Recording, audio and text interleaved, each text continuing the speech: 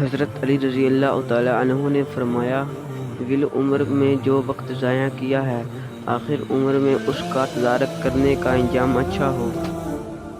معافی نہایت اچھا انتقام ہے۔ جو لوگ تجھ سے زیادہ علم رکھتے ہیں ان سے حاصل کر، اور جو نادان ہیں ان کو اپنا علم سکھا۔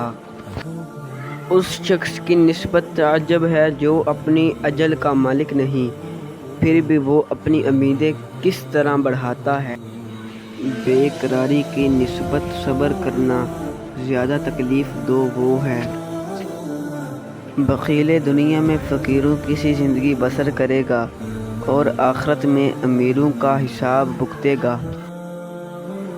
غریب وہ ہے جس کا کوئی دوست نہ ہو۔ لمبی لمبی امیدیں باندھنے سے پرہیز کرو، کیونکہ وہ خدا کی عطا کردہ نعمتوں کی خوشی کو دور کرتی ہے اور تمہاری نظروں میں ان کی حقیر بنا دیتی ہے، اور تم ان کی شکر گزاری نہیں کرتے۔ تیرے مال میں سے تیرا حصہ تو صرف اتنا ہی ہے جسے تو نے آخرت کے لیے بیچ دیا، جسے تو نے دنیا میں چھوڑ دیا وہ تیرے وارثوں کا ہے۔ شریعت نے مشورہ لینے کی طرح صرف اس لیے رغبت دلائی ہے کہ مشورہ دینے والے کی راہ سراسر خالص اور مشورہ لینے والے کی رائے نفس میں مخلوق ہوتی ہے۔ مصیبت میں گھبرانا کمال درجے کی مصیبت ہے۔